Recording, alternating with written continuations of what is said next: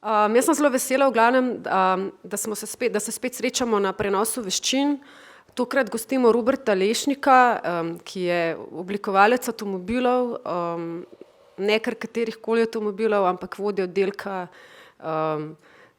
zunanje oblike ali zunanjega oblikovanja v Mercedesu, kar se mi zdi, da je za enega slovenskega oblikovalca v državi, kjer ni avtomobilske industrije, kar zelo velik uspeh. Tako da jaz sem vesela, da je Robert pristal, da pride k nam in da naredimo ta prenos veščin. Prenos veščin je dogodek, ki ga približno enkrat na mesec organiziramo tukaj v Muzeju za arhitekturo in oblikovanje v Centru za kreativnost. Namen tega dogodka je, da povabimo nazaj tiste oblikovalce, kreativce, ki so uspeli, ki izhajajo iz našega okolja in so uspeli nekje na svojem področju in da v bistvu povejo, kaj se na tem področju dogaja in da v bistvu nam razložijo, da nam malo odprejo glave mogoče, da nas malo razsvetlijo, da nas malo navdahnejo s tem, kar počnejo. Tako da v Centru za kreativnost imamo pač različna področja, pokrivamo arhitekturo, oblikovanje, glasbo, vse zvrsti umetnosti pravzaprav. Tako da vabim vas, da se naročite na naš newsletter, na www.czk.si in boste obveščeni tudi o razpisih, o priložnostih, o stvareh, ki jih tukaj počnemo. To je to. Zdaj bi pa še povabila gospo Metko Kejžar iz Avtokomersa, ki je uradni zastopnik Mercedesovih avtomobilov, ki ste jih videli tamle v spredi. In ona je zadolžena za odnose z javnostmi in bo malo povedala, kaj v bistvu je pomen Roberta za Avtokomers, kako oni vidijo sodelovanje z njim. Tako da prosim.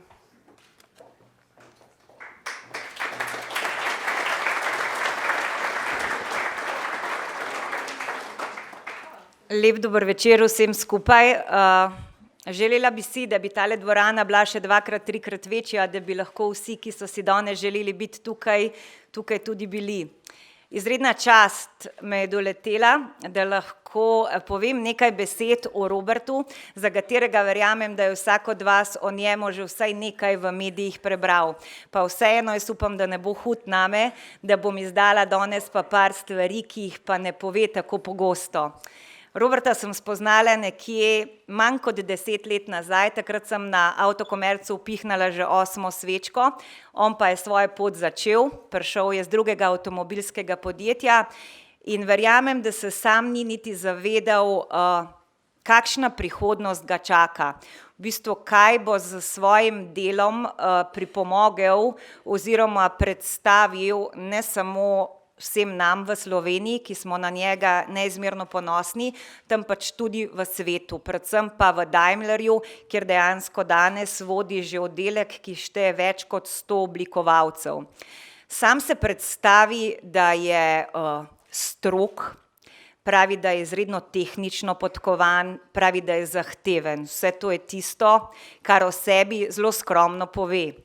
Jaz pa lahko rečem, da je izredno profesionalen, da je delaven, da je vedno za nas tukaj, ko potrebujemo, da njegovi delovniki trajajo 14 ur plus in tako kot zjutraj ob 8 nagovori svoje sodelavce, novinarje ali kogarkoli, ki se nanj obrne, tak je tudi ob 10 zvečer, ko še vedno s tisto iskrico v očeh govori o tem, kar počne. In jaz mislim, da ravno tista iskrica v očeh je nekaj, kar ga dela tako posebnega, kar je za nas, ki prihajamo v Slovenijo na avtomobilske salone po svetu, en tako velik ponos, ko vidimo, da stoji v avtomobilu, da ga predstavlja, da cela kolona ljudi čaka, da se bo z njim slikala, da bo z njim spregovorila in da bo konec koncev nekaj predal tudi na vse tiste, ki si to želijo. Prenos veščin je naslov današnjega predavanja. Jaz verjamem, da bo vsak od nas veliko odnesel od tega, da se bo na nek način vsak spoznal v temu, kar dela. Najbolj pa si želim, da bi ravno to iskrico in to navdušenje, s katerim Robert dela in navdušuje vse nas, našli tudi vsi pri sebi. Se mi zdi, da ravno to je pa tisti del, ki nas dela še tako posebne. Robert, moram iskreno priznati, da te štejem za ljudmi, ki mi niso samo kolegi, štejem te kot za prijatelja. Če priznam, da si nam ničkolikokrat rešil izredno kritično situacijo in sicer vedno, ko imamo kako težavo, ki jo ne moremo rešiti, pokličemo Roberta v Stuttgart. Vedno sicer reče, bom nekaj probal in moram priznati, da v najkrajšem možnem času nam to situacijo tudi pomaga rešiti. Tako da iskrena hvala v imenu Avtokomerca za to, kar si.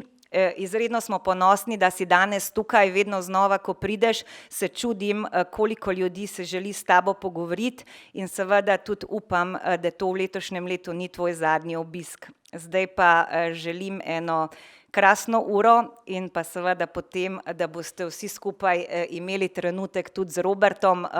Iz svoje izkušnje lahko povem, da če bo le imel čas, dokler ga ne peljajo naprej, si bo z vsakim z veseljem zmenjal vsaj par besed. Lepa hvala.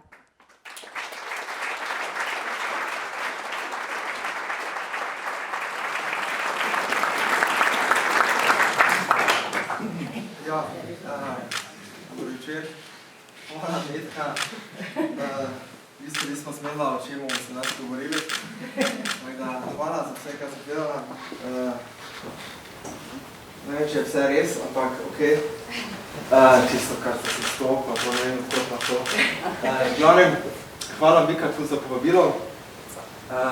Najprej se opravičujem, da sem bil malo pozen. Ni bila moja krivda, jaz sem htel priti noter, pa sem rekel, ni je to Nemačka. 10 minut bolj pozno ni problema. Zdaj ne vem, če naj reče, da bom bolj hiter, ker polovica stoji, bomo videli, kako se bo to vse skupaj vrnilo. V glavnem, še enkrat dober večer in hvala za povabilo. Sicer je danes moj prvi obisk te narave v Sloveniji. To se ne dogaja tako pogosto, ampak se vedno rad vzamem čas, če se le da. Danes smo imeli že par posebnih svetovanj in par, recimo...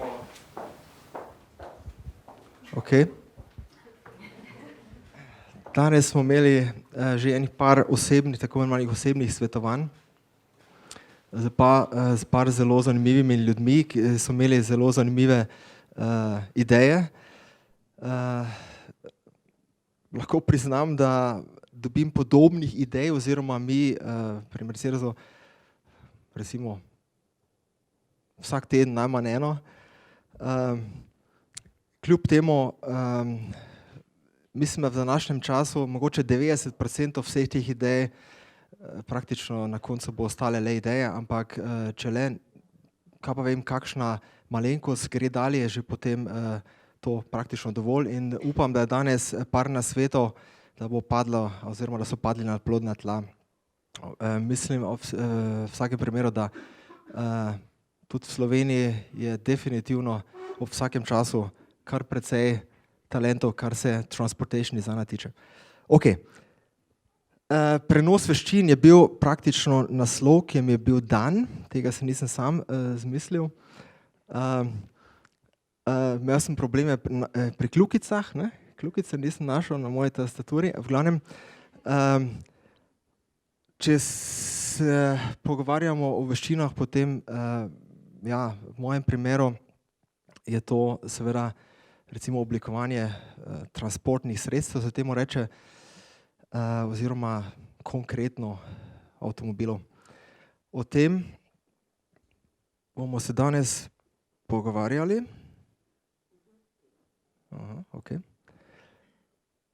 In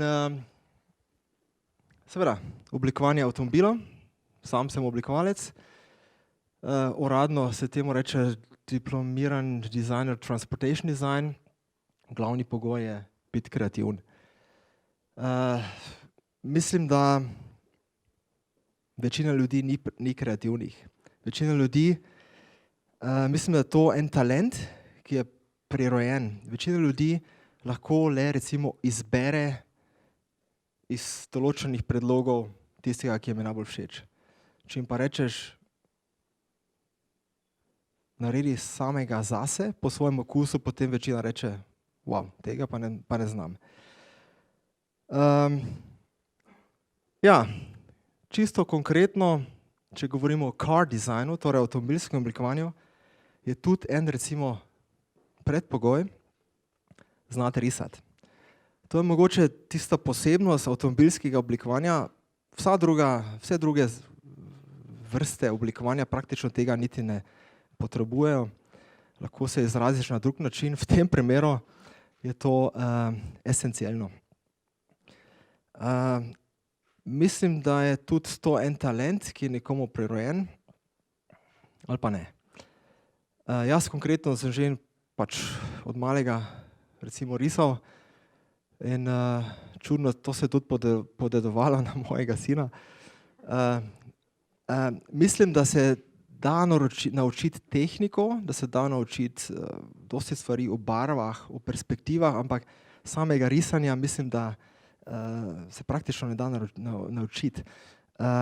Tudi danes smo pogledali par predlogov oziroma par skic, par portfolijev, par talentov in med vsemi temi prijavami za službo, prakso in tako dalje, sodelovanje, ki jih tudi mi dobimo, ki jih jaz dobim na mojo mizo, je enostavno tako, da odpreš ta portfolio in prvo skico, ko vidiš, veš, ali ima ta človek, ki ga praktično sploh ne poznaš, talent ali pa ne.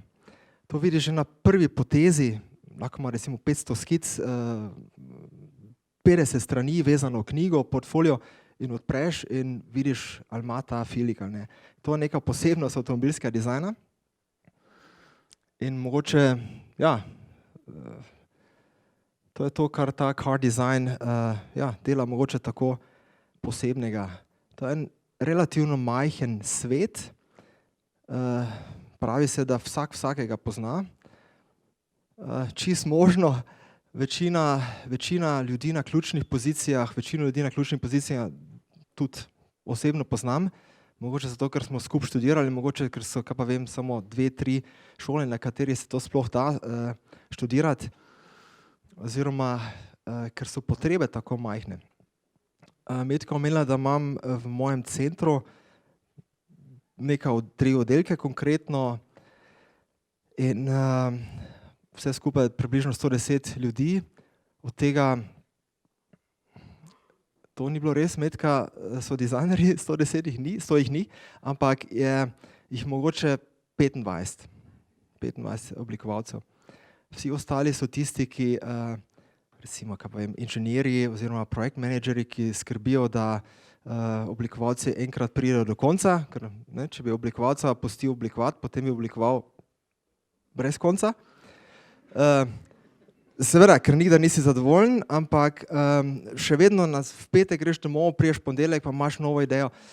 In to je tudi razlika med recimo umetniškim ustvarjanjem in pa tudi samim recimo avtomobilskim oblikovanjem. Mi vemo, kaj pa vem, pri vsakem projektu, to je mogoče Njemačka, da veš praktično leto naprej, točno na kateri dan je treba zaključiti dizajn, tako imenovani design freeze narediti. In to se dejansko tempira na dan. Zanimivo pri avtomobilih je, vse skupaj se oblikuje oziroma konstruira leta. Najmanj recimo 4, pri avtomobilih, ki nimajo predhodnika oziroma pri popolnoma novih konceptih, mogoče tudi se gleda 5-6 let v prihodnost in dejansko se dela trenutno na vozilih, mogoče niso samo več recimo tisti tako imenovani avtomobili, mogoče kaj tudi drugačnega, ki pride na trg 2025. Vse skupaj je izredno kompleksno in to je tudi razlog, zakaj se tako dolgo dela na takšnem objektu. In to ne pomeni, da smo mi pri Mercedesu najbolj počasni. Jaz sem imel tudi priliko pogledati recimo k drugim v studio. Seveda sem bil 9 let pri Volkswagenu. Volkswagen je zelo primerljiv z Mercedesom, ampak tudi kar se historije tiče, ampak imel sem tudi priliko pogledati delati za Hyundai Kia, koncern, ki prihaja iz popolnoma druge smeri, Azija. Kaj pa vem, oni so začeli sploh delati avtomobile, ko je 100 let za Mercedesom. 1886 je Mercedes praktično, oziroma Benz patentiral sploh prvi avto, takrat še v Aziji noben sploh ni, oziroma konkretno v Koreji, oziroma še noben sploh ni razmišljal o avtomobilih. In kljub temu tudi oni rabijo toliko časa, enostavno zato, ker je zadeva tako kompleksna in definitivno je avtomobil najbolj kompleksen produkt industrijskega oblikovanja. 4 do 5 let se vse skupaj oblikuje, oziroma ne oblikuje se mogoče leto in pol in 2,5 do 3 se že potem rabi, da se vse skupaj razvije in da se orodja naredijo in proizvodnja sploh postavi. Vse skupaj na cesti oziroma se producira proizvaja 6 do 7 let, to je normalni life cycle. So tudi avtomobili, kaj pa vem, recimo A razred po 6 letih, naslednik, recimo kakšen SL, kakšen bolj eksotičen avtomobil, mogoče tudi kakšno leto dalje. Na cesti recimo 20 let, vse skupaj in enostavno to, kar narediš, kaj delaš, potem vidiš praktično tudi 20 let. Meni je en kolega, sicer je zdaj že malo starejši oblikovalec pri eni drugi znamki, rekel, takrat, ko vidiš tvoj avto na odpadu, potem veš, kako star si.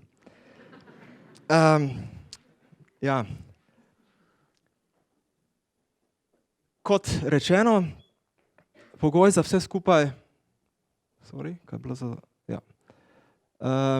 je biti kreativen, imeti talent risanja, zelo pomembno biti sposoben delati v timu. Biti sposoben delati pod časovnim pritiskom, tehničnimi in monetarnimi omejitvami. In to je mogoče celo recimo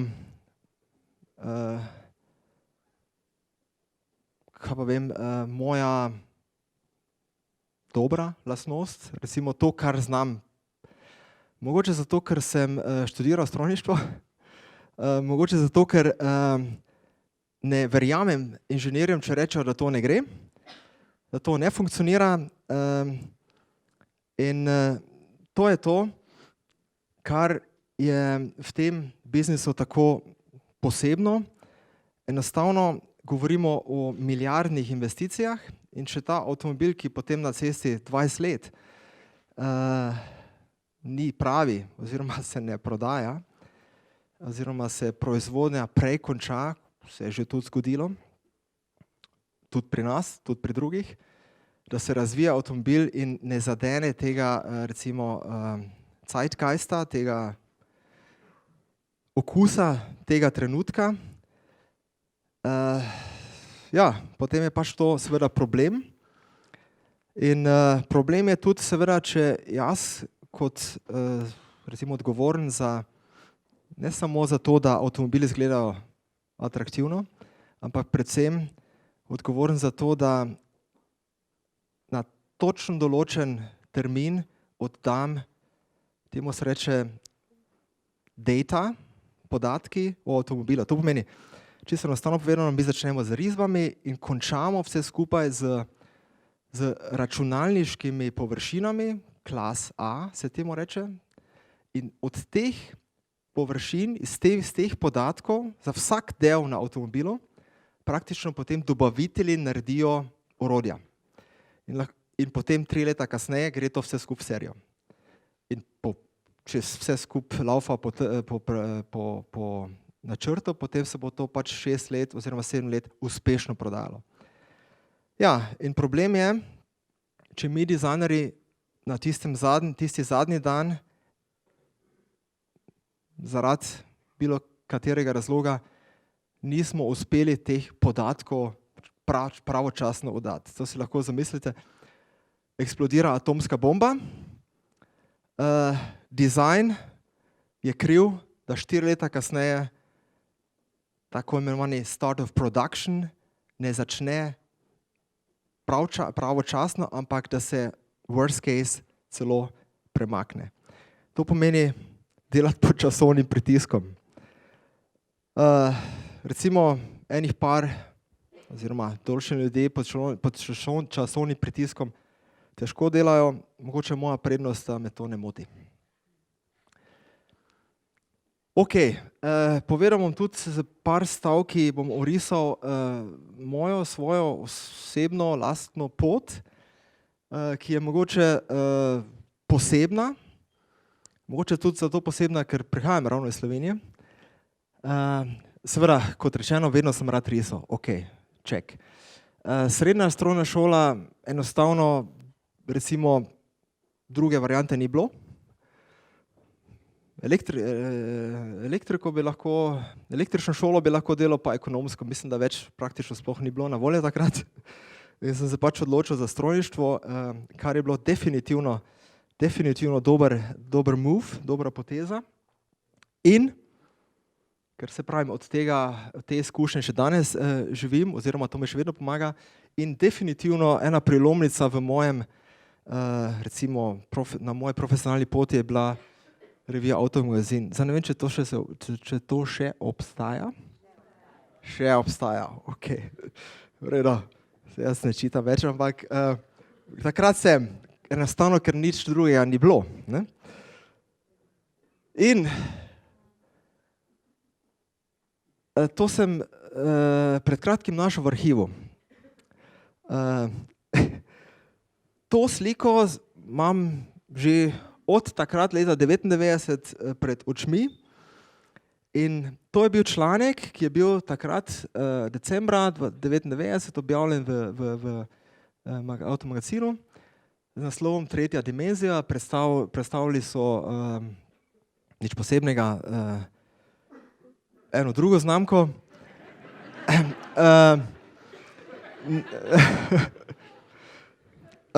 In Martin Česen, ki je bil takrat glavni urednik, je pač napisal to zgodbo. In ja, ta zgodba, ta test je bila praktično inspiracija zame, da sem se usedel za mizo in sem narisal mojo vizijo, super ime, petice, BMW 5, in se vse skupaj poimenoval Peta dimenzija. Ne? Super ideja, ampak ideja je bila vse skupaj poslati na Avtomagazin oziroma tisto skico na Avtomagazin. In Martin Česen je dal to skico Georgu Gedlu. Georg Gedl, gospod na desni z vaše strani, je bil praktično takrat tisti človek na področju Jugoslavije še, ki je imel mogoče recimo določena izkustva, določene izkušnje področja recimo avtomobilskega oblikovanja, konkretno z Nemčije. On je imel takrat v Avtomagazinu rubriko z podobnimi skicami kot tukaj o avtomobilskem oblikovanju. In ja, se pravim, jaz sem naredil moj predlog BMW petice, poslal Česnu, Česen dal Gedlu in Gedl me je poklical. Oziroma poklical me ni, poslal mi je dopisnico. Da ne vem, še obstajajo dopisnice, verjetno ne. Oba sva bila, oziroma on je takrat živel v Mariboru in mi napisal, ja, hvala za skico, ja, pridi na obisk. In sem prišel k njemu na obisk in od takrat se poznava in sva prijatelja. In Georg je bil praktično tisti, ki mi je recimo odprl določena vrata. Najprej s svojimi skicami, risbami, ki jih je naredil takrat, takrat se je delalo vse skupaj z flomasteri, z markerjem, Magic Marker. So se imenovali, so ful smrdeli, verjetno so bili tudi strupeni, ampak z njimi se je dalo risati. In kupiti se jih seveda ni dalo v Sloveniji. Je rekel, pazi, v Gradcu je ena trgovina, idi tja, kupi si te flomastre. In se šel tja, kupil te flomastre in sem od takrat praktično tudi bil sposoben delati prave avtomobilske skice. Vsaj mislil sem tako, ne? Tukaj vidimo enih par, oziroma 3 članke, konkretno tudi o meni, mladih talentih. Potem, ko sem šel študirati v Nemčijo, me je tudi prišel parkrat obiskati in tukaj piše Robert v Pforzheimu, ne, kaj to piše, ne? V glavnem, on je bil dejansko tisti prvi, ki je sploh povedal, kam se obrniti.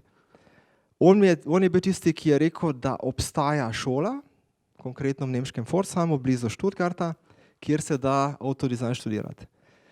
Treba si zamisliti za vse mlade, ki so tukaj rojeni v 90-ih letih, da takrat še ni bilo interneta. Takrat si bil v Jugoslaviji odvisen od avtomagazina in to je bilo to.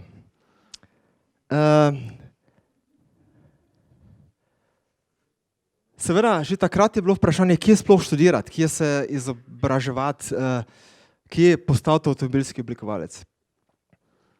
Ta omenjena šola za oblikovanje v Pforzheimu je bila eden možnih naslovov. Seveda je bilo tudi enih par še v Ameriki, kot mi je Gedl povedal, ampak v Ameriko nekako, ne vem, nedosegljivo. Tudi Nemčija, če sem čisto odkrit takrat, nedosegljiva. Če sem čisto odkrit, tudi za mene, Maribora, Ljubljana nedosegljiva. To se mi je vse zdelo ful daleč stran, neverjetno. Ful dolgo časa se voziš v Ljubljano, v Nemčijo, si noro, v Ameriko, tako ali tako. V glavnem, Gedl je rekel, na tej šoli poznam nekoga, profesor Josef Galitzendorfer. On je bil takrat docent na tej šoli in zanimivo, on je imel takrat to pozicijo pri Mercedesu, ki jo imam danes jaz. In starejši gospod in Gedl mi je rekel, ok, pošlji njemu skice. Vprašaj ga za nasvet, vprašaj ga, kaj moraš narediti, da boš sploh bil sprejet na to šolo. In sem mu poslal par skic, mi je odgovoril, tipkano, ne, tisti pisalni stroj, kako se temu rečelo, ne, tipkano, ne, papir, podpisano spodaj, ne, mailov ni bilo. In je rekel, super, imate vi talent, mi vam neke prakse za tu pri Mercedesu ne moramo nuditi, treba je imeti najprej šolo. In ta Pforzheim je definitivno prava adresa za vas in prijavite se tam. Tako sem to tudi potem naredil.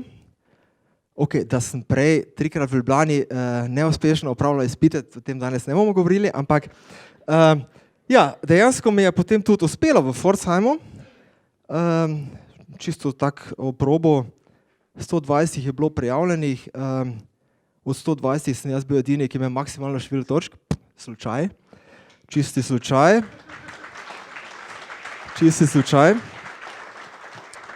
V glavnem, vse skupaj je trajalo 4 leta, 94 do 98. In takrat, kot rečeno, interneta ni bilo.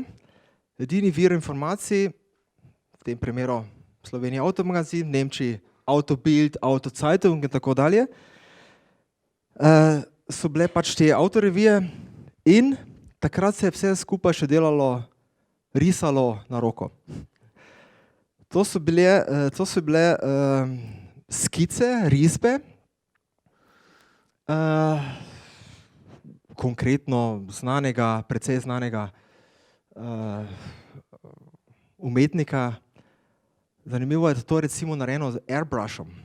Airbrush, to verjetno mlajši sploh več ne poznajo, ampak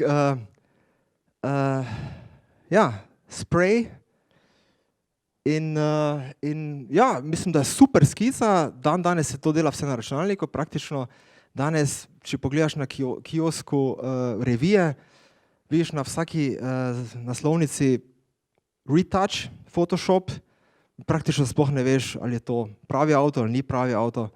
Vse skupaj je postalo precej, recimo, neosebno.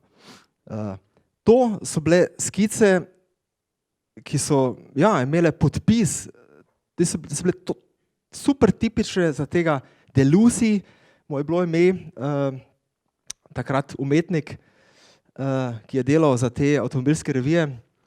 In to so bile, recimo, glavni viri informacij. In praktično v študentski sobici 16 kvadratnih metrov nisem delal cel dan, oziroma če nisem bil v šoli, ko nisem bil v šoli, nič drugega kot praktično prerisoval te skice. Ja. Vse skupaj se je obrnilo že v eno zelo zanimivo smer takoj po prvem semestru. 1994, ko sem šel v Nemčijo, so morali, mogoče danes še to, mogoče ni, ne vem, moji starši v Ljubljani na nemški ambasadi se obvezati, da bi jim bodo plačali, da garantirajo vsak mesec 750 nemških mark. To je bil kao minimum življenja študentskega v Nemčiji. Zanimivo je bilo, da prvi teden, ko sem prišel v Nemčijo, sem te podobne skice, ko smo jo ravno videli, seveda lastne, v podobnem stilu, poslal na vse možne avtomobilske znamke, ki sem jih poznal, tudi Mercedes. In prvi, ki mi je odgovoril, je bil Volkswagen. Vse skupaj je takrat izgledalo tako, v Volkswagenu 8 semestrov, 6 je bil praksa in tudi konkretno pri Volkswagenu so na prakso jemali oziroma vzeli le študente 6. semestra. In oni so pač mojo prijavo narobe razumeli in so mislili, da se prijavljam za 6. semester. In jaz sem bil v prvem semestru, so me povabili na razgovor. Ko smo bili potem, ko smo vse skupaj pogledali, je bilo vse ok, so rekli, v redu, kdaj lahko začnete? Za 6 mesecev sem rekel, za 6 mesecev ne gre, ker jaz sem pač v prvem semestru. Kak v prvem semestru? Sem rekel, ampak med počitnicami bi imel cajt. Kak zdaj med počitnicami? Ne morete vi kar priti v design center, Volkswagen, videti vse avte, ki bom v naslednjih 5 letih prišli na trg in pa po 3 tednih iti domov v Slovenijo. In sem rekel, ok, smo se pač narobe razumeli, nemško tak nisem še znal dobro. Nesporazum, ok, hvala. In naslednji dan so me poklicali in so rekli, ok, bomo naredili eno izjemo. Vi ste prvi, ki boste potem lahko julija in avgusta delali prakso v počitnicah. In rezultat te prakse je bil, da so mi dali štipendijo, ki je znesla 1500 nemških mark. Moji starši so bili za 750 zavezani, jaz sem dobil 1500, seveda, ti si 750, potem moji starši več niso rabili plačati, seveda, ne. Ampak v glavnem, super, ne? Vsi problemi rešeni. Moji starši, kar se tega tiče, brez finančnih problemov. Sin je bil preskrbljen v Nemčiji, vse ok. In najboljše je bilo, jaz sem imel, se pravim, to je bil prvi semester, po 8. semestru po diplomi garantiran job. Ok. Dream came true. Tako da takrat mi je bilo praktično vse eno, če bi se Opel prvi oglasil, pa bi mi nudil isto, bi verjetno Opel rekel, ok. V glavnem, meni je bilo vse eno, Volkswagen tak ali tak super in še zdaj sem srečen, da sem ogromno stvari tam naročil, se tam naučil. Enih par praks drugih sem tudi opravljal, recimo 95. leta v študiju Storz, Achim Storz, precej znan industrijski dizajn biro v Avstriji, Zell am See. Enostavno zato, ker dobil sem ponudbo za Seat, v Seat Barceloni in so imeli Španci takrat problem z slovenskim pasošem, s slovenskim potnim listom. Nekako niso uspeli tega dela za dovoljenja, delovnega dovoljenja porihtati, tako da sem na koncu, zato ker je dizajn šef pri Seatu poznal Storza, sem dobil v Avstriji to prakso. V glavnem, na koncu pozna vsakega. V glavnem, leta 96 sem potem to delal v Wolfsburgu, direktno v headquarters centrali. In 97 sem imel celo priložnost delati v Barceloni, takrat še ta Design Center Europe. Zanimivo, takrat sem spoznal Alex Malval, moje ime, francoski dizajner, ki je bil zadnjih 5 let šef dizajna pri Citroenu in je pred 2 mesecema k nam prišel in bo vodil naš nov design studio v Nici. Se že poznamo, ne? V glavnem, to je bil čas študija, oziroma to je bila diploma, 98, VW Bulli. In to je bilo avtomagazin, to je bil avtomagazin oziroma naslovnica članka, oziroma na naslovnici zgodba, oziroma not v reviji članek Georga Gedla, Slovenec bo oblikoval evropske avtomobile. 98. leta. Čisto enostavno vprašanje, kako sploh postati avtomobilski oblikovalec. Ko smo zdaj že parkrat slišali, je bilo včeraj, pred leti, izredno težko priti do informacij. Definitivno je bilo to odvisno od okolja. Seveda, v Sloveniji, če Gedla slučajno ne bi spoznal, potem bi verjetno ostal, kaj pa vem, mašinbau inženir oziroma ta inženir strojništva v Mariboru in bi verjetno tam tudi delal. Danes je praktično vseeno, od kod si, vsi imajo vir do vseh informacij. Ja, to pa pomeni tudi, da je neprimerno večja konkurenca. Ne samo na tem področju, praktično na vseh področjih. To je ena najboljših strani Car Design News. Praktično za avtomobilske oblikovalce je to najbolj pomembna stran. Praktično dobiš vse informacije na tej strani. Zelo zanimivo, tam se da tudi pogledati portfolije različnih oblikovalcev. Konkreten štand, konkretno jih je 278. Samo na tej strani. Ja. 278 in vsak ima, kaj pa vem, 5, 6, 7, 10 projektov objavljenih. Tega seveda pred 20 leti ni bilo. Pred 20 leti si poslal eno skico na naslov, ki si ga dobil preko 5 vogalov in če je vse skupaj ratalo, je ratalo. Še vedno, včeraj, danes in jutri je pogoj za to delo zaključen študij. Bachelor, master. Pogoj za študij je talent. Seveda tudi upravljanje spremljanje izpiti. Kje študirati? Definitivno še vedno ena najboljših šol v Pforzheimu. Royal College of Art v Londonu. Super šola, stane pa več. College.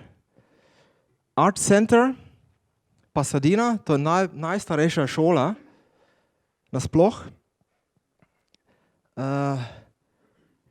College for Creative Studies, Detroit. Coventry, poznam precej ljudi, ki so tam študirali. Umeå, to je na Švedskem, tudi v zadnjih letih postala recimo bolj znana. To je München.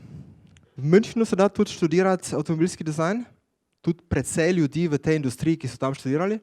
In ena šola, predvsem mogoče neznana, MoME, v Budimpešti.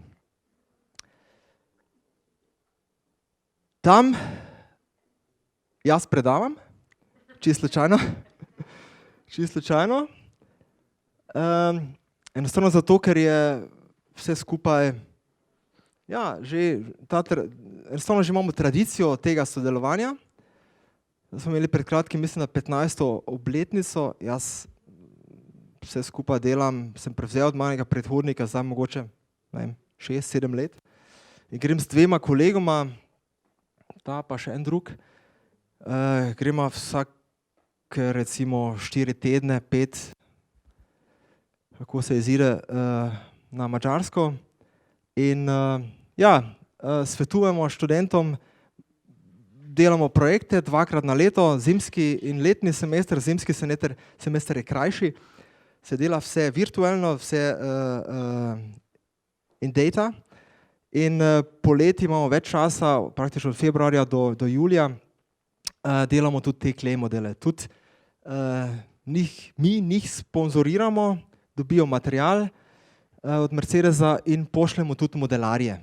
Tudi 2-3 profesionalne modelarje, ki jim pomagajo na koncu te modele končati. To je prva faza. Ne? Brez skrbi, končni model je bil drugačen. V glavnem, ena cool šola, tudi enih par študentov z te šole smo v zadnjih letih zaposlili. In recimo eden, za njih na tej sliki, je recimo avtor enega modela, ki ga bomo zdaj predstavili naslednji mesec v Šanghaju. Je popolnoma nov avtomobil brez predhodnika. Recimo ta Marcel Sebastian dela pri Kii in je tudi zelo uveljavljen oblikovalec. Ja, kako postati avtomobilski oblikovalec? Definitivno najprej odkriti svoj osebni, posebni sketch style. Kot sem prej rekel, skice, risbe so izredno pomembne. Seveda lahko prezentiram, komuniciram svojo idejo tudi na drug način. Problem je le, da vsi načini trajajo dalje. Sketch je najhitrejši in najbolj učinkovit.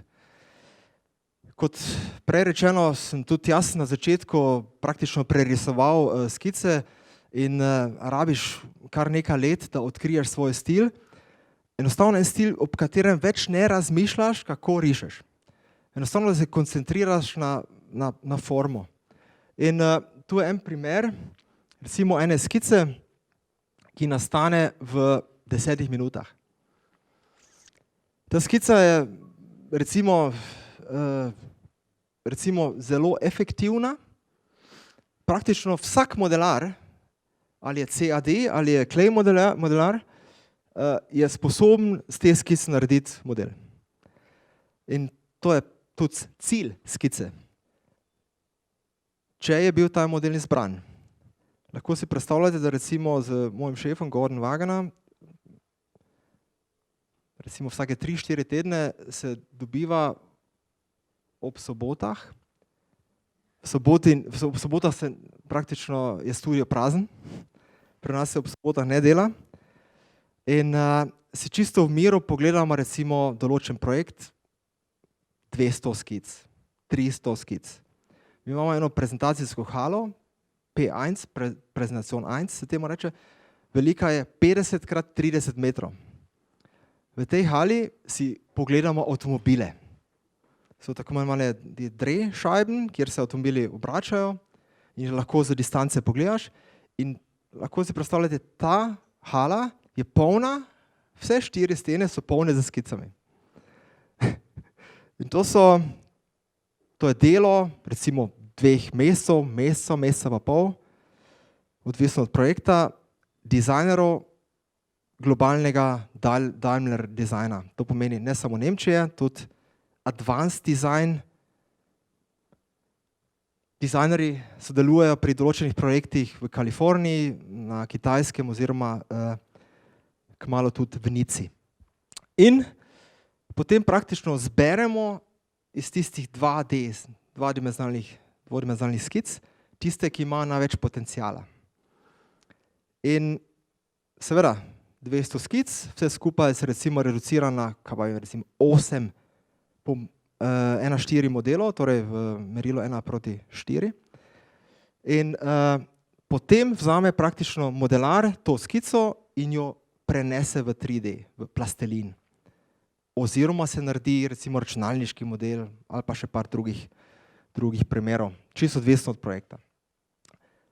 Super pomembno je, da praktično vsak oblikovalec avtomobilov, oziroma tisti, ki hoče recimo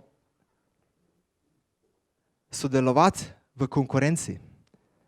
Prva faza v avtomobilskem dizajnu je competition. Prva faza ni teamwork, prva faza je competition.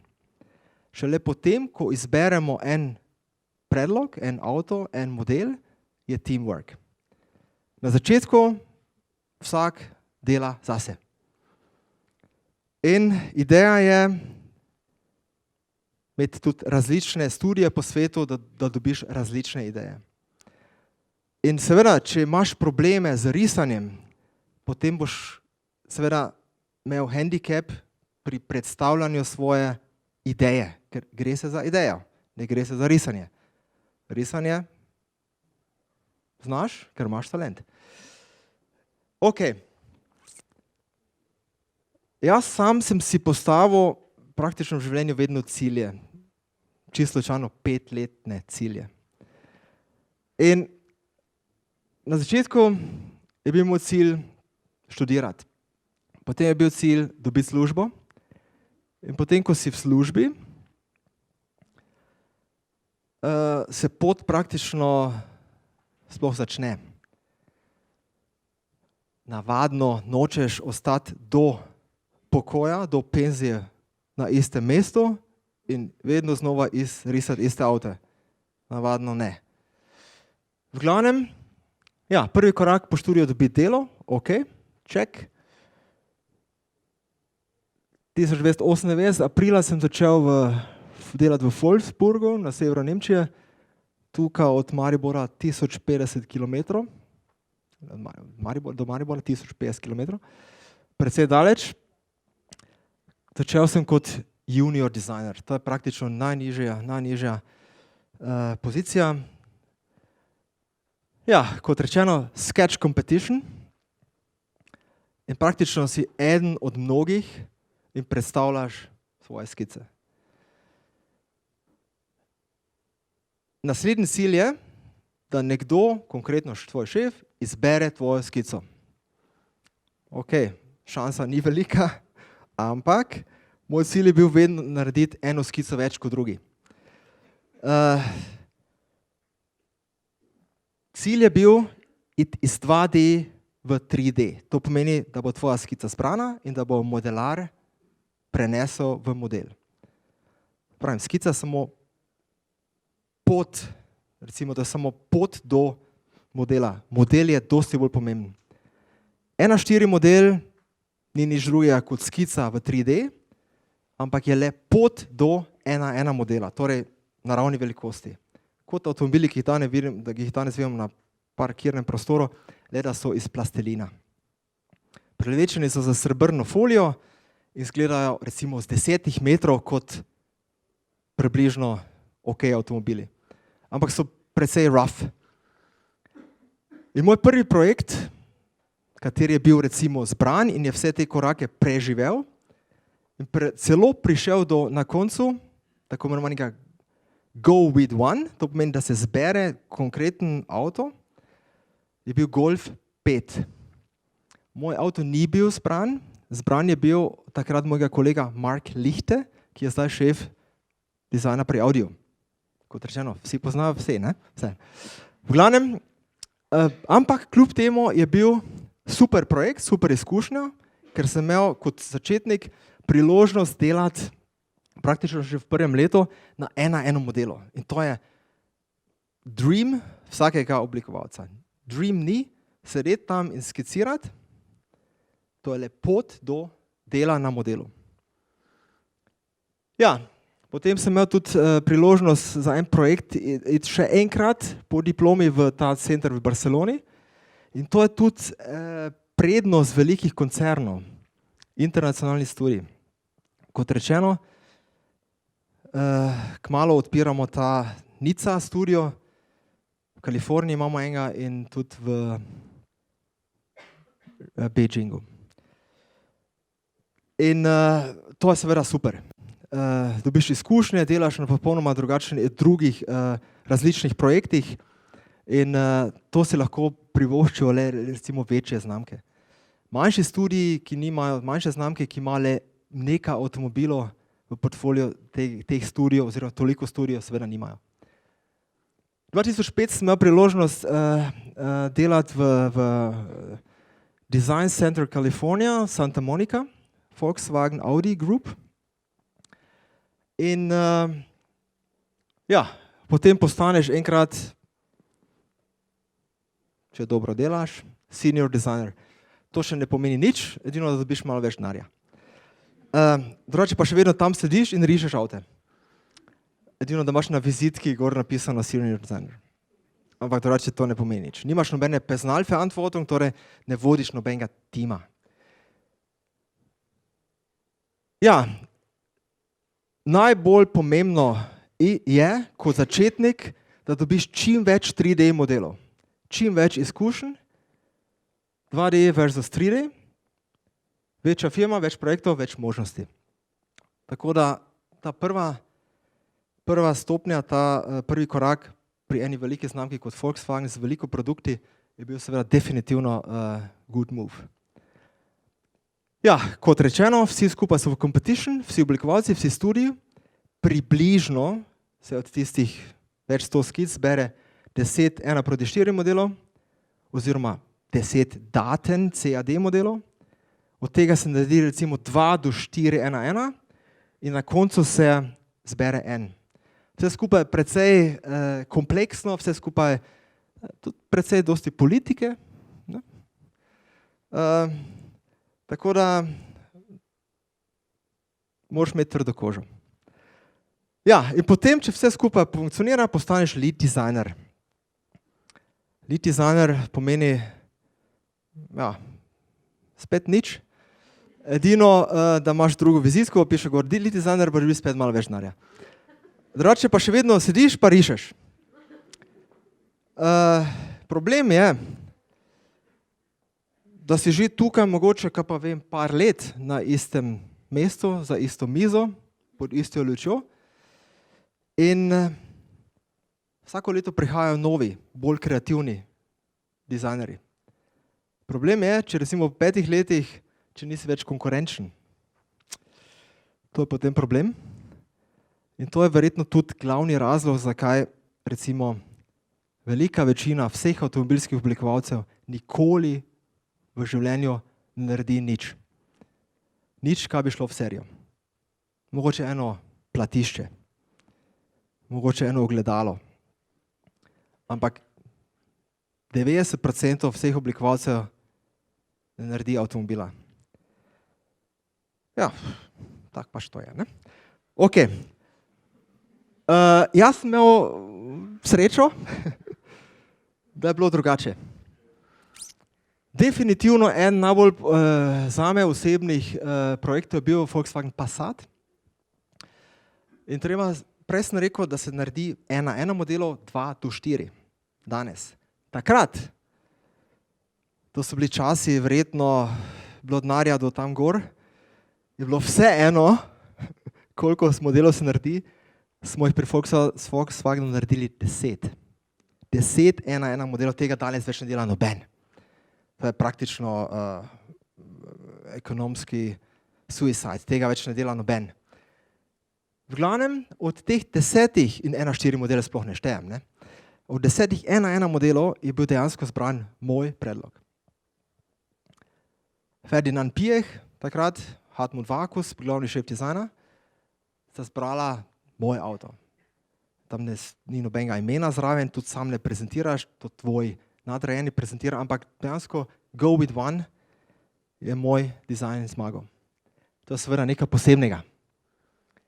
2002, potem Passat kombi, oziroma karavan se reče po slovensko, če se ne motim, tudi zmagal. 2003 VW EOS, Cabrio, 2003 Scirocco. Ta avto sem naredil v Design Center California, v Santa Moniki. 2004 sem naredil konceptni avto, ki je praktično bil vezan na tega. In 2006 je bil koncept iRock, Scirocco, iRock. Ja, to je bilo moje delo pri Volkswagenu. Ne, glede na to, da večina ne naredi do penzije nič, je to ni tako slabo bilo. Ne?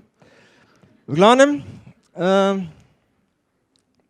ja, definitivno eden najbolj pomembnih, ne bi rekel najljubših avtomobilov, to so vprašanja, kateri je tvoj najljubši avto. Najljubši je tisti, ki si ga zdaj naredil, ravno zdaj, oziroma ne tisti, ki smo ga prejšnji teden v Ženevi predstavili, ampak tisti, na katerem smo mogoče design freeze prejšnji teden imeli. In prije šele ven čez 3 leta. Ampak v glavnem, ja, to je bila definitivno pomemben milestone v moji karieri in tudi ta iRock oziroma Scirocco. Ja, potem vprašanje, ja, če vse tako dobro laufa, zakaj greš potem k Kii? Ja.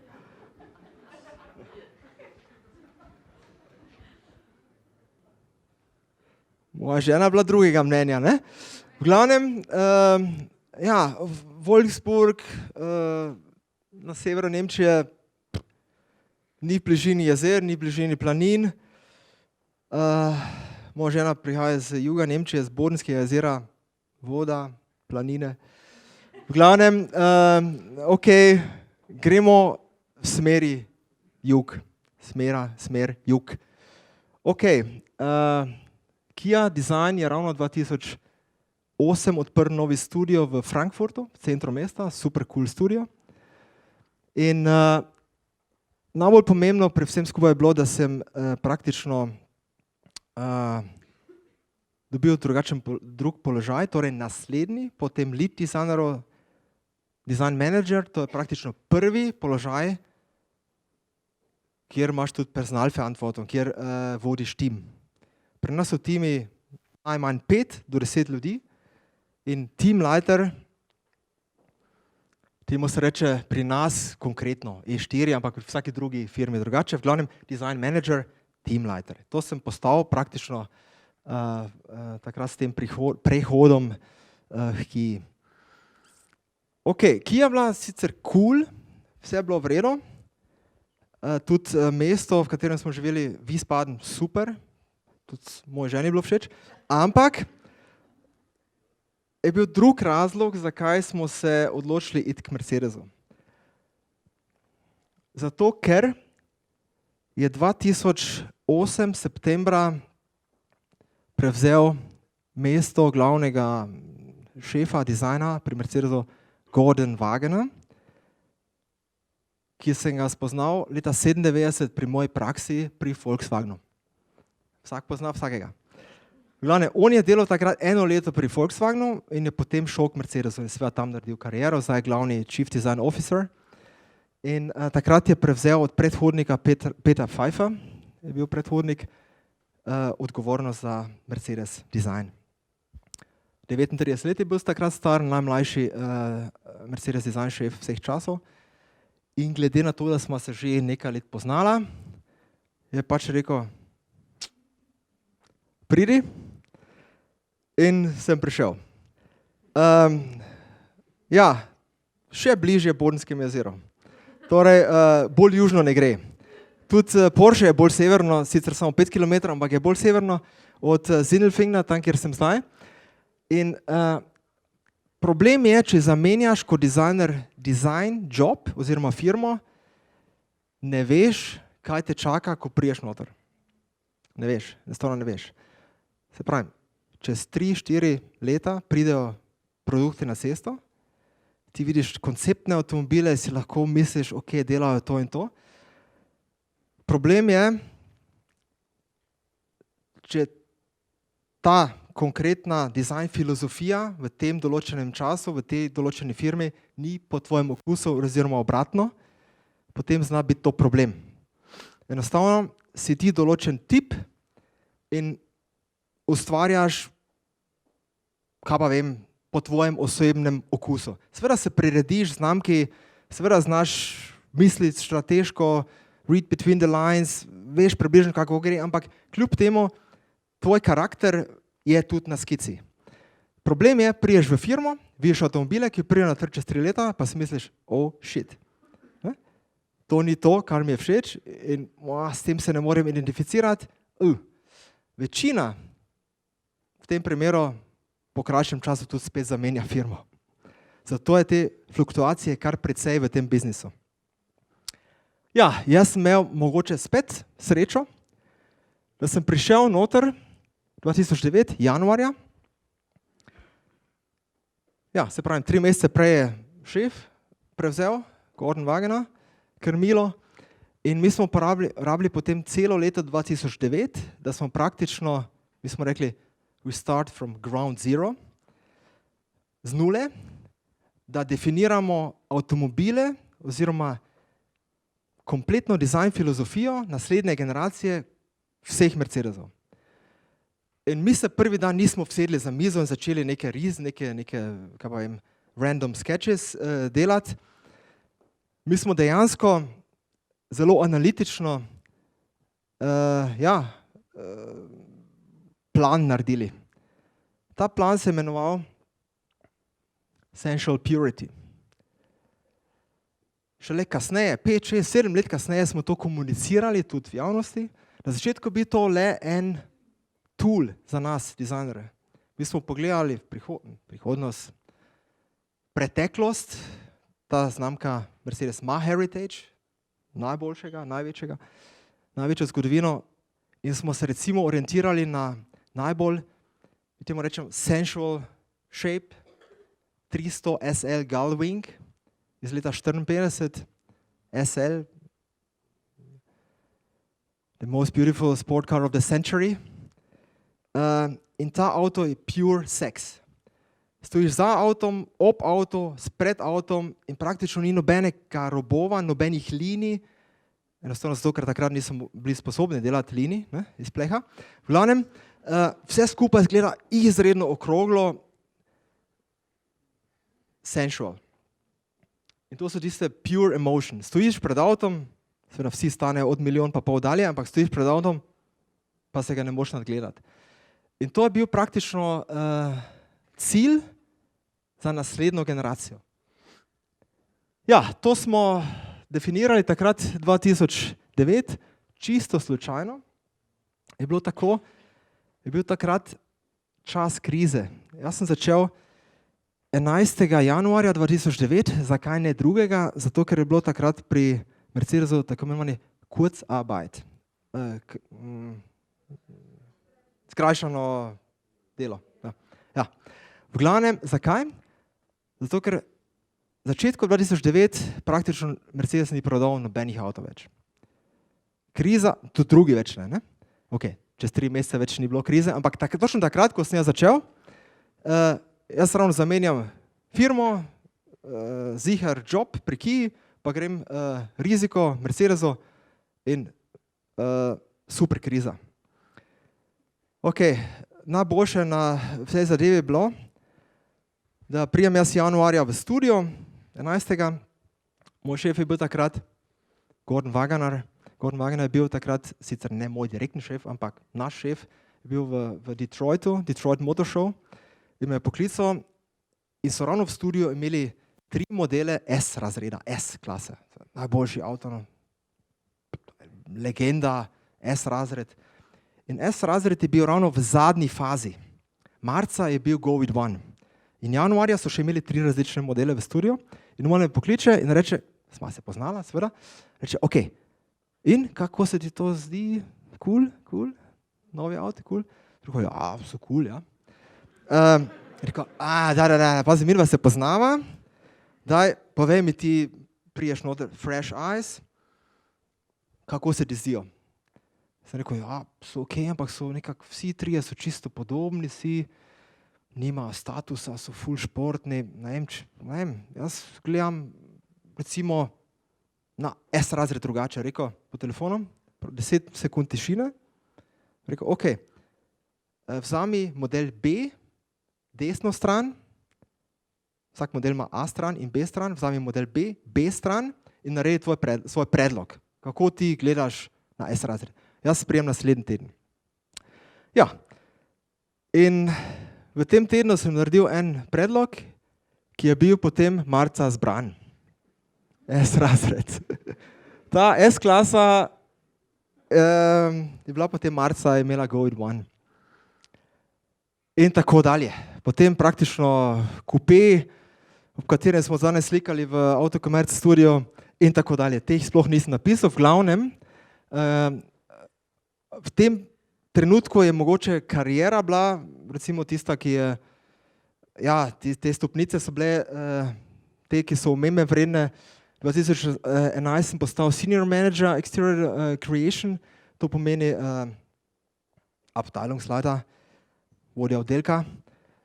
2014, 2009 smo naredili dizajn, 4 leta kasneje smo ga predstavili pri Airbusu v Hamburgu. Alicia Keys je pela super prezentacija, super. In od takrat se je praktično začela ta doba novih Mercedes dizajnov, novega Mercedes dizajna, ta Essential Purity. In od takrat smo praktično vsake 3 mesece nov avto predstavili, danes imamo 40. Toliko avtov, koliko imamo danes, nikdar nismo imeli in nikdar več ne bomo imeli.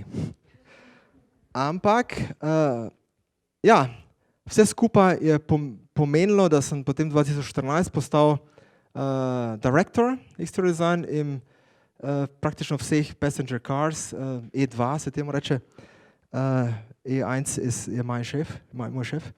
In kar je še bolj pomembno, smo praktično celotno paleto prenovili. Ja, kot prej Passat je definitivno ta Fauc 222, se mu reče, S-klasa, definitivno eden mejnikov in to je to, kar je danes aktualni položaj, kot rečeno, odgovoren za vse eksterior modele. Ampak bolj pomembno je preporod ne samo produktov, ampak znamke. Najbolj pomembno je definitivno to, kot dizajner nimaš nikoli šanse ob svojem avtomobil predstaviti. Nikoli. Mi prodamo več kot 2 milijona avtov na svetu in nima šanse, da bi v vsakem avtu bil zraven pa kupcu predstavil svojo idejo, ki sem imel pred 5 leti. Glavno je, it has to speak for itself. Da produkt na koncu govori zase, ko ga vidiš, ko te prehiti na cesti. Wow! Si videl? Novi Mercedes. In dejansko ta avto, seveda S-klasa kot S-klasa, S-razred, ok, pri tem avto seveda ne gre pričakovati ogromnih sprememb, ampak ta avto, zdaj že seveda zunaj naslednik, ampak ta, ki je prišel 2012 ven, je bil tako imenovan game changer. Ta avto je definitivno dejansko spremenil pogled na znamko. Prej je bila znamka, nekdo mi je rekel tu v Ljubljani, za mesarje. Nekdo mi je to rekel, ja. Ja. Tega še nikdar nisem preveril v nemščino, ampak tega si nisem upal povedati v Nemčiji. Ampak v glavnem, ko sem jaz 1998 začel delati pri Volkswagenu, zaslužiš svoj denar, imaš dream job, imaš punco, otrok še ne, nisi poročen, te kdo vpraša, kateri je tvoj dream car v tem trenutku? Razmisliš in noben ni pokazal na ta avto.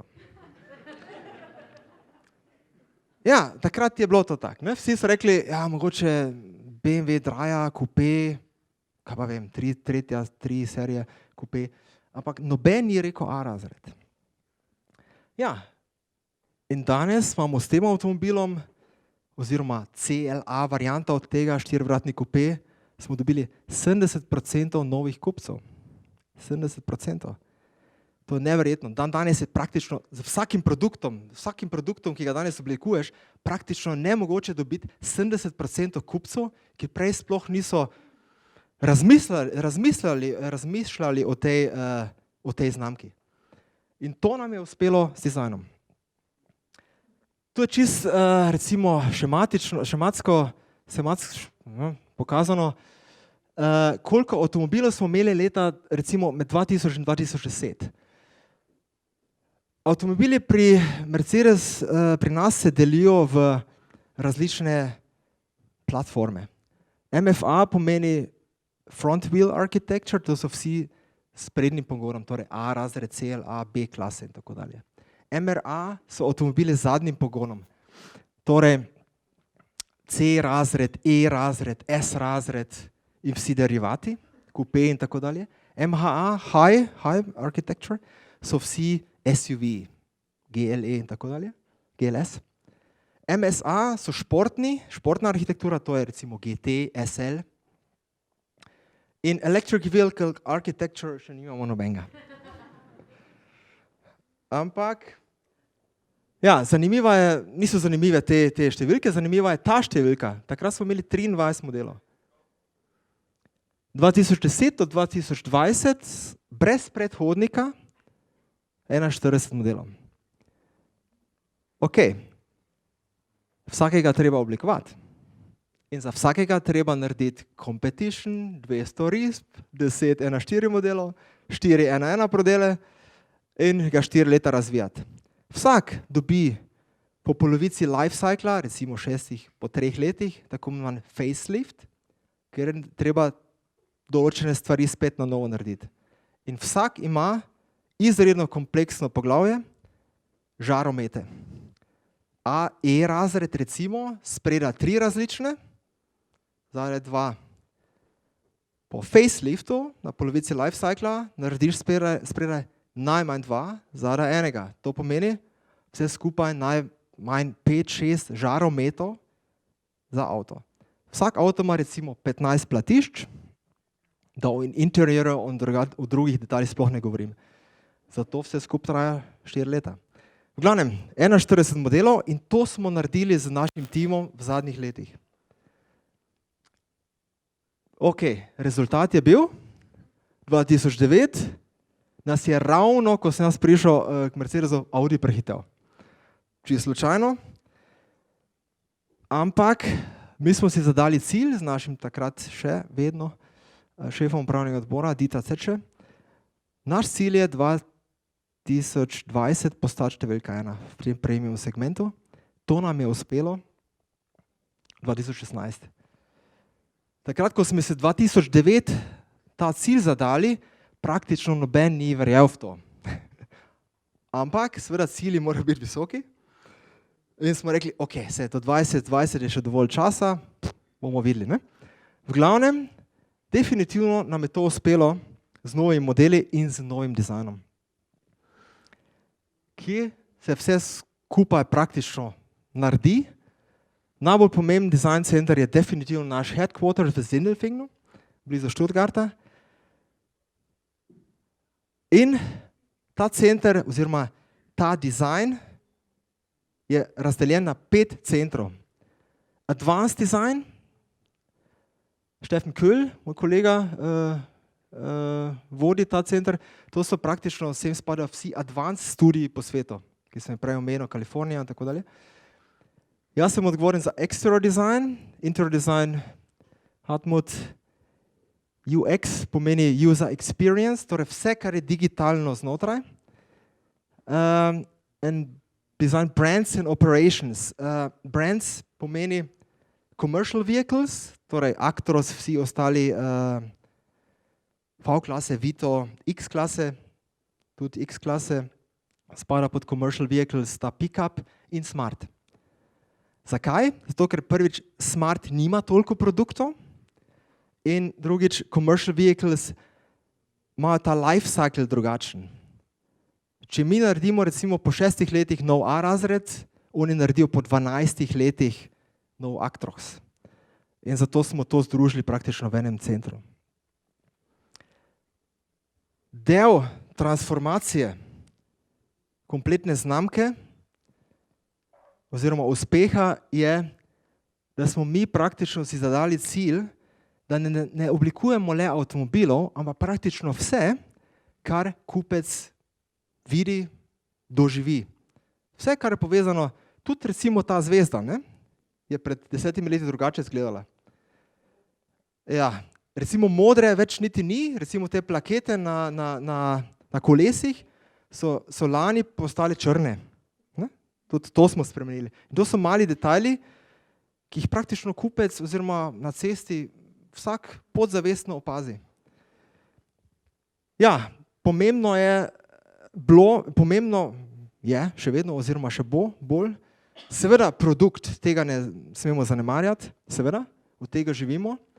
Brand je bilo treba drugače pozicionirati, enostavno, kako stojijo avtomobili na ženevskem salonu prejšnji teden, kako je ta štand oblikovan, katere barve so tam, kakšno je ozadje in predvsem digital. Ta center, ki jo vodi Klaus Frenzel, smo videli, je bil praktično pred 3 leti sploh ustanovljen in v tem centru delajo praktično čisto vsi, ki nimajo nobenega pojma o avtodizajnu. Praktično ni noben študiral avtodizajna, tako kot jaz. Praktično imajo vsi popolnoma drugačen background, ali so razvijali video games, ali so imeli start-up nekje, pa je propadel, ali so svašta delali, ali so recimo zdaj prejšnji teden začel en delati, ki je bil v Novi Zelandiji in je delal, tam ima Peter Jackson to firmo za Herr der Ringe, Lord of the Rings in vse te blockbusterje, ki jih poznamo, in je on praktično programiral ta ozadja v teh filmih, in je tudi zdaj prišel k nam. In praktično je to ena verjetno celo najbolj pomembna dejavnost prihodnosti. Vsega skupaj nas je približno 700, ne dizajnerjev, ampak design experts. Se pravim, dizajnerji so v manjšini, ampak z enim dizajnerjem praktično ne moreš narediti nič. Rabiš tako imenovane supporting roles, praktično tiste ljudi, ki vse drugo koordinirajo, rečejo dizajnerju, kaj ne funkcionira in na katere termine se morajo držati, katere termine. Our Global Design Network, imamo 5 design študiojev, kot že parkrat omenjeno. Imamo enega v Sunnyvale, Silicon Valley, tam je le ta user experience, user interface. Ne delajo nobenih modelov, le programirajo. Potem je ta Carlsbad med San Diegom in Los Angelesom. Potem seveda Singlefingen, ta je glavni študij, ta nov študij, ki ga ravno zdaj prenavljamo in odpiramo v naslednjih 2 mesecih, Nici. In Beijing, tudi 3 leta star študij. Izredno pomemben, Kitajska, izredno pomemben trg. Ampak Mercedes v primerjavi z drugimi konkurenti ne dela le avtomobilov, osebnih avtomobilov, temveč tudi commercial vehicles. V Portlandu se delajo recimo ti šulbus, ti šolski avtobusi, ti rumeni, ki jih poznamo iz filmov, to tudi spada k Daimlerju, in Freightliner, to so tisti ogromni tovornjaki, ki jih vidimo tudi v filmih ali pa v Ameriki. Potem je en studio v São Paulo, tovornjaki, Ulm, Setra in avtobusi. In Chennai se dela tudi tovornjaki, Indija in tudi Fuso odpira ravno za novi studio na Japonskem.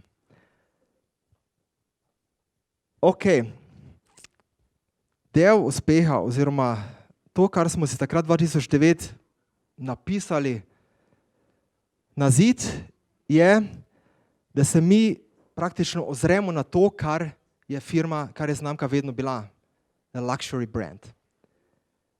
In naš job, naše delo oblikovalcev je definirati luksuz v določenem časovnem obdobju. Recimo to je ta SL300 Gullwing, ki sem ga prej omenil, ki je bil naša inspiracija. Recimo. Takrat, ko je bil avto predstavljen leta 1954, je bil izredno progresiven.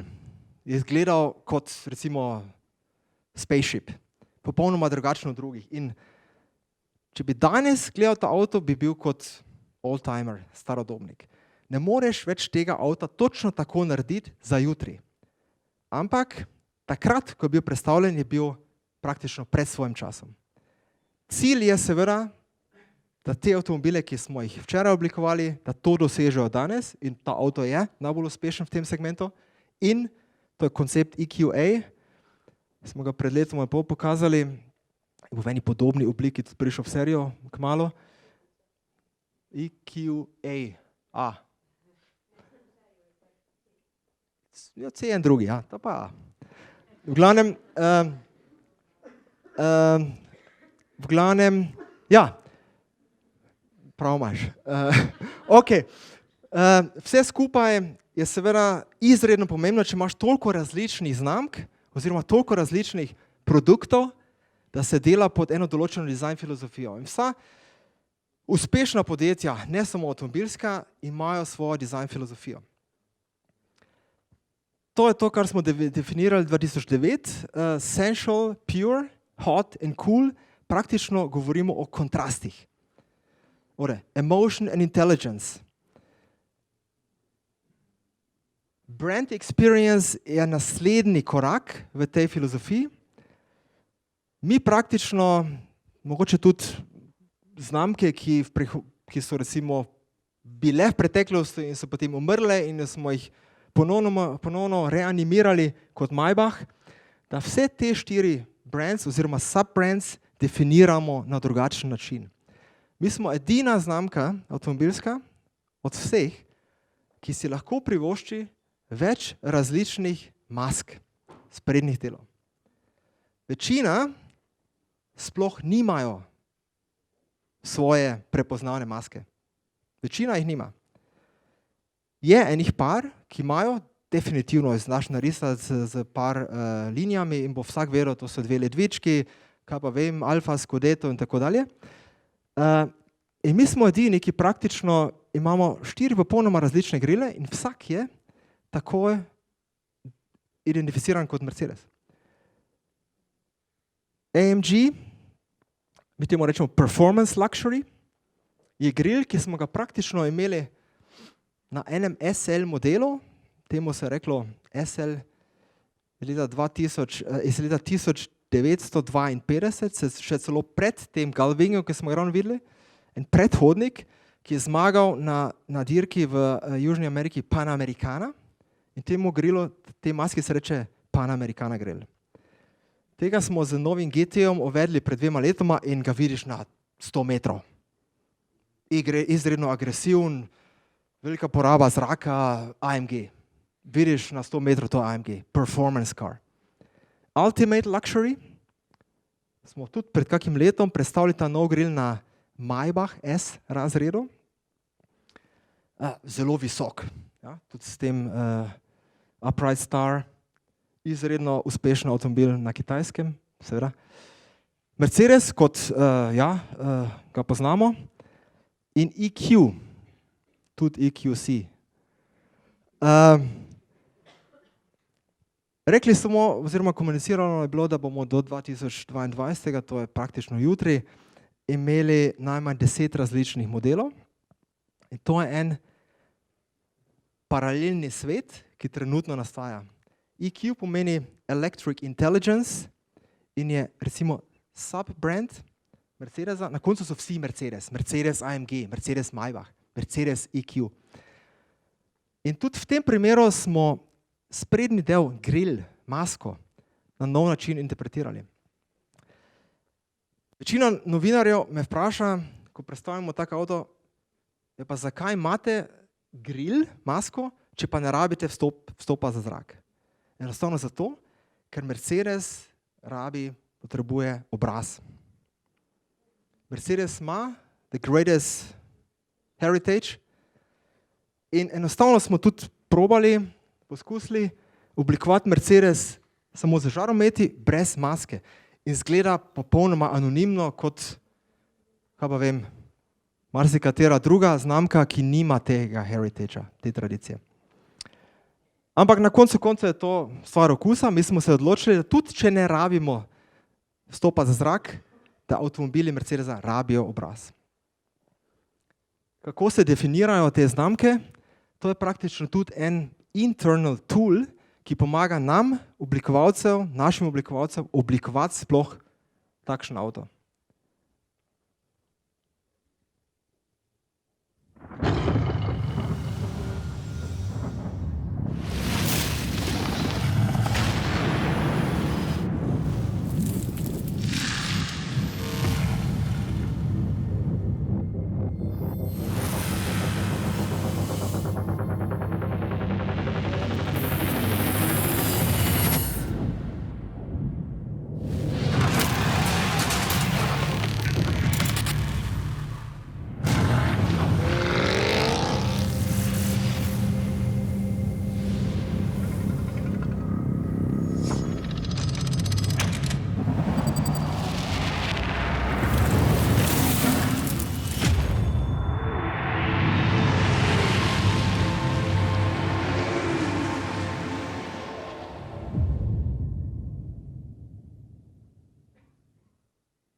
Takšni filmi oziroma te tako imenovani mood boards so izredno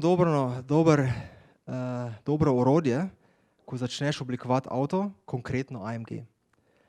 Pri vsakem avtomobilu, ki ga oblikujemo, na prvem mestu beauty.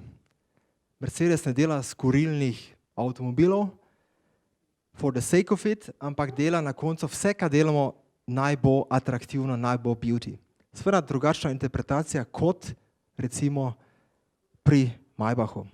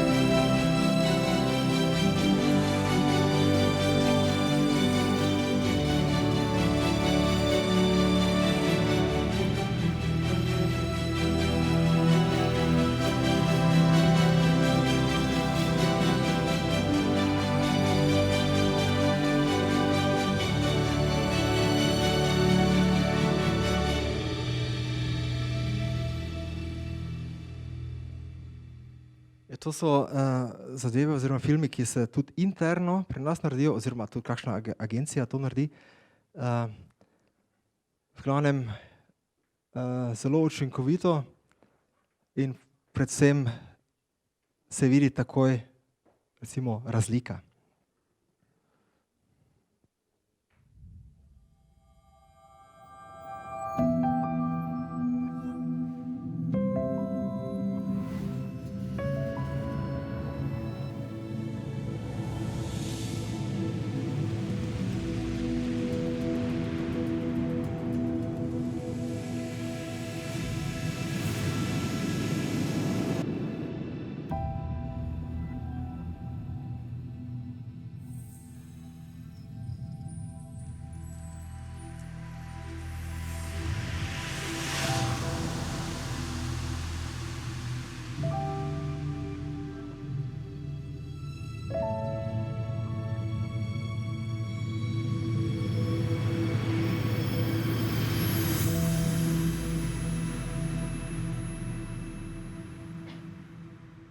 In na koncu še EQ.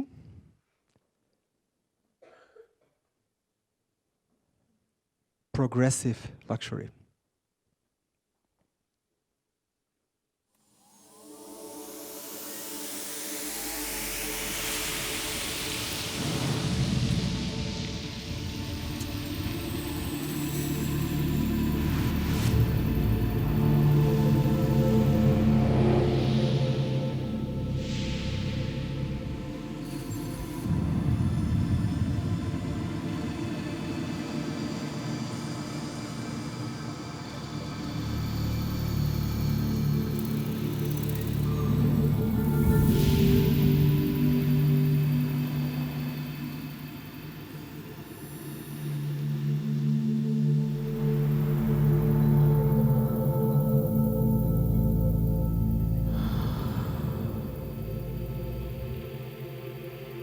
recimo te skulpture, ki jih vidimo, to je bilo vse interno pri nas oblikovano v oddelku, ki se imenuje Beyond the Car. Oni praktično oblikujejo vse, kar nima veze z avtomobilom. Tudi recimo te za inspiracijo, te skulpture za inspiracijo. Ok. Še par besed, preden zmanjka kisika tu noter, o našem konkretnem centru, kaj mi delamo, to smo mi, 110 ljudi. Tukaj je ta X1, Project One, AMG, ta hyper sport car z Formula 1 motorjem. In tu so vsi praktično, tudi modelarji, tudi tajnice, tudi inženirji, projekt menedžerji in tudi ti, ki ustvarjajo ta tako imenovani class A data, odštrak, te podatke, ki jih na koncu kompletnega procesa oddamo. Začetek, creation, to je dejansko en, recimo, projekt bil in vsak dizajner naredi recimo toliko skic in izmed teh skic se zbere mogoče tistih par, ki ima največ potencijala, kot prej omenjeno. Na drugi strani seveda je en oddelek, ki je zadolžen za to, da sploh da to vse skupaj sploh funkcionira in ta tako imenovana class A data, to so ti podatki praktično, ta štrak se temu reče po nemško, za katerega na koncu smo mi zadolženi in praktično konec kompletnega procesa, od tega se potem naredijo orodja oziroma gre vse skupaj v serijo. In to se naredi tudi model, tako imenovani daten control model, praktično se vsak detajl na desetinko milimetra predstavi na modelu in se potem pač še korigira po potrebi. Ja, od 2009 do 2019, čisto slučajno obdobje, v katerem sem jaz tudi prisoten, smo praktično začeli z, mi temu rečemo surface entertainment, recimo z divjimi linijami in takrat, čeprav so nekateri zmajevali z glavo, je bil ta avto, kot prej omenjen game changer, A razred, izredno pomemben avto za nas, ki je enostavno spremenil mnenje o tej znamki. Tako imenovana dropping line, zelo pomembna linija, ki smo pri vsakem intervjuju z vsakim žurnalistom 100-krat ponovili.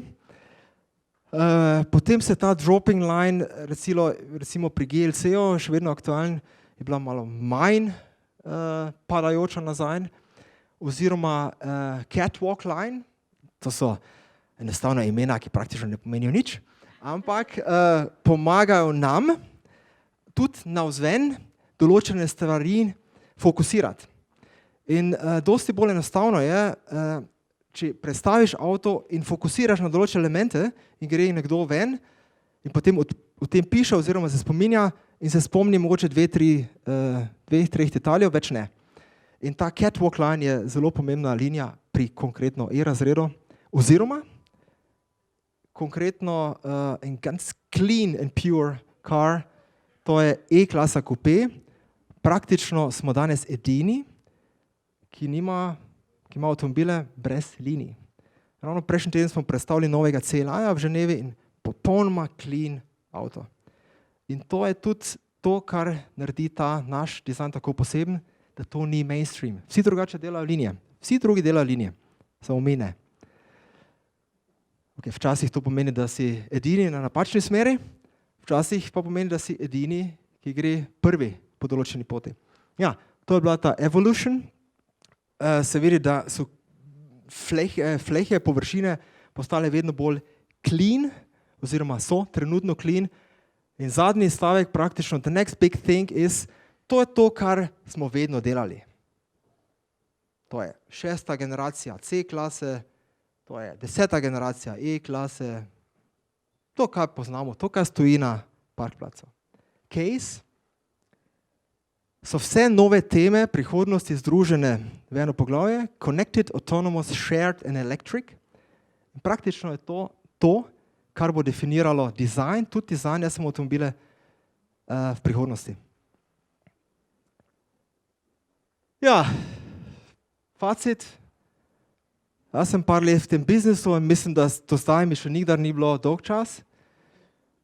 Poklic je še vedno zanimiv in najbolj zanimivo oziroma najbolj pomembno je na koncu, da imaš fun, da ti je vse skupaj v veselje, da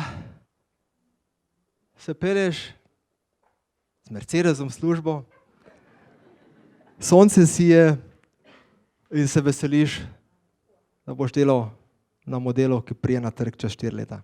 Hvala lepa.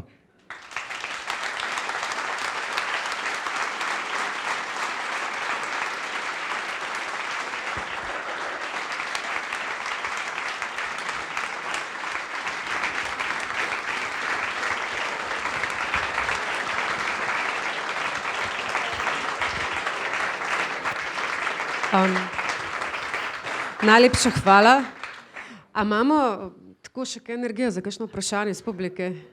Se jih ne bomo 100 sprejeli, ampak recimo 2, 3, 4. Ali gremo ven na dvorišče pa se pogovarjamo o drinku? 3 vprašanja, evo, 3 vprašanja. Prvo vprašanje iz publike. Evo, itak da so vprašanja. Lep pozdrav, hvala za super predstavitev. Jaz imam pravzaprav 2 vprašanji, če lahko. Prvo je, kakšen pomen imajo futurologi pri Mercedesu, pri snovanju avtomobilov. In drugo vprašanje je, kaj se dogaja z modelom F15. Ja, F15 je bil rezultat dela z futurologi. F15 je bil avtomobil, nažalost nimam slike, ampak lahko greste na Google pa se pogledate. F015 je bil koncept avtonomnega vozila, mislim, da smo že pred 4-5 leti ga pokazali na salonu CES v Las Vegasu. Consumer Electronic Show, vsak januar, celo bolj pomemben kot pa istočasen salon v Detroitu. Recimo Mercedes je celo odpovedal nastop, sodelovanje na Detroit Motor Show in se koncentriral na CES. In tam smo predstavili ta avto, ki je bil pogled v prihodnost. In zanimivo, da v zadnjih letih po tem avtomobilu so tudi drugi konkurenti naredili podobne koncepte, tako da verjetno ta ideja tega avtomobila ni bila tako bedasta, ampak mislim, da ta prihodnost, o kateri danes vsi govorimo, vse se bo vozilo avtonomno, da to še ne bo tako hitro prišlo. Ravno sem prejšnji teden bral, da je avto, ki bi bil sposoben voziti avtonomno, tako kompleksen kot misija na Mars. Okay. Tako da verjetno to je level 5. Ne? Level 5 pomeni, da avto nima volana, praktično pod. Se vsedeš noter in avto se nekam odpelje. In praktično more vsak nemogoč primer predvideti, da mačka leti čez cesto. To je še najbolj enostavna zadeva, ki jo mora računalnik rešiti v tem trenutku. Etična vprašanja, zakonodaja, to je vse zdaj ravno tako, da se na tem dela, ampak konkretnega še ni nič. Ampak mi imamo futurologe in mi delamo z njimi in se da videti tudi naš pogled v prihodnost v obliki konceptnih avtomobilov, predvsem. Kaj pa če še eno vprašanje zastavim? Ker sem te povabila na tale prenos veščin, so se pogovarjali o tem, da mogoče nima smisla sploh tazga predavanja, ne, je bil tvoj komentar, ker v Sloveniji ni avtomobilske industrije. Seveda ni res. To sem tudi jaz razložila, da ni res, da v bistvu se razvijajo pač te konceptni električni avtomobili, kar nekaj njih. Mislim, da so eni tudi prišli danes na to individualno svetovanje. Kaj misliš, kakšna je pač prihodnost Slovenije lahko v pač razvoju neke avtomobilske industrije? Razvoj ne vem. Mislim, vem, da je precej tako imenovanih subliferantov, ki delajo za naše liferante iz Slovenije. Vem, poznam tudi luči, žaromete, Hela, Odelo, z njimi tudi sodelujemo, ampak niso oni naš direkten partner. Mi imamo enega druga tudi, tako da praktično jih sploh ne poznam. Enih par jih poznam, definitivno jih je dosti več, verjetno, ampak jih osebno ne poznam. In to je na koncu koncev, mislim, da sploh ni slabo. Ja, sploh ni slabo. Ker kljub temu je treba razviti ta žaromet, kljub temu je določene stvari treba narediti. Nima mogoče nič z električnimi avtomobili, ker, ne vem, električni avtomobili so zadeva, ki je v nastanku, ki enostavno to en pogon, ja, v naslednjih letih bomo imeli več primerov na cesti. Vprašanje ni samo avtomobila samega, vprašanje je tudi infrastrukture. Kak je zdaj to Slovenija, v Sloveniji s tem, ne vem. Jaz sem recimo v službi polnilno postajo. Super, perfektno. Zdaj ne vem, koliko ima tu v službi polnilno postajo. V glavnem, me veseli, da je bilo danes dosti ljudi tukaj, upam, da je bilo zanimivo in tisti, ki so bili prej tukaj na tistem osebnem svetovanju, tisti so bili ful navdušeni oziroma to je bilo točno to, kar sem pričakoval. Tako da mislim, da je bilo ok. Potem pa predlagam, da zaključimo, da gremo na dvorišče, da spijemo mogoče še kakšno pijačo skupaj in da se mogoče še ob avtih pač pogovorimo, če bojo kakšna ful nujna vprašanja. Hvala vsem, da ste prišli.